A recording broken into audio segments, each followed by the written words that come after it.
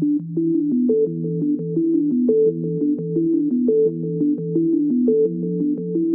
use Linux every day, whether you know it or not. Over 850,000 Android phones running Linux are activated every single day. Compare that to just 30,000 Windows phones, according to the latest reports. That means 100 Android devices have come online just since you started watching this video. Nearly 700,000 TVs are sold every day, most of which are running Linux. 8 out of 10 financial trades are powered by Linux.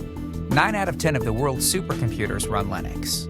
Google, Twitter, Facebook, and Amazon are all powered by Linux. So, how is Linux developed to achieve all of this? Unlike other operating systems, like Windows or iOS, Linux is built collaboratively across companies, geographies, and markets, resulting in the largest collaborative development project in the history of computing. Just since 2005, about 8,000 developers from almost 800 companies have contributed to the Linux kernel. These contributions have resulted in 15 million lines of code, 1.5 million lines written in just the last couple of years. Consider that Homer's epic Iliad poem is a mere 15,000 lines of text. The novel War and Peace, just 560,000 words. But it's not just about the sheer number of lines of code. It's also about how quickly Linux is developed and released. For example, a major new kernel comes out every 2 to 3 months. Compare this to years for competing operating systems.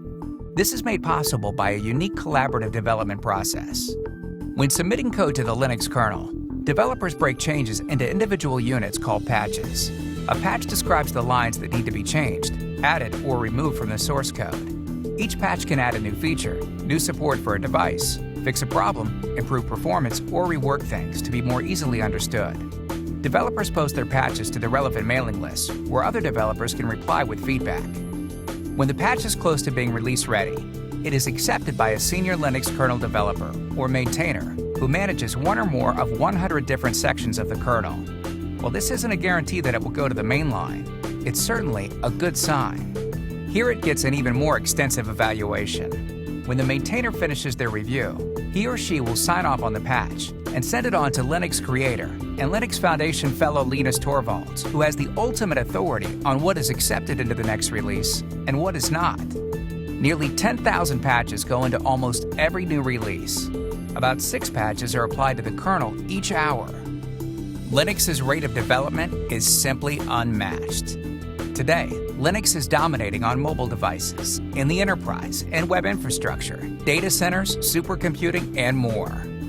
What's next? Because together, we're ready.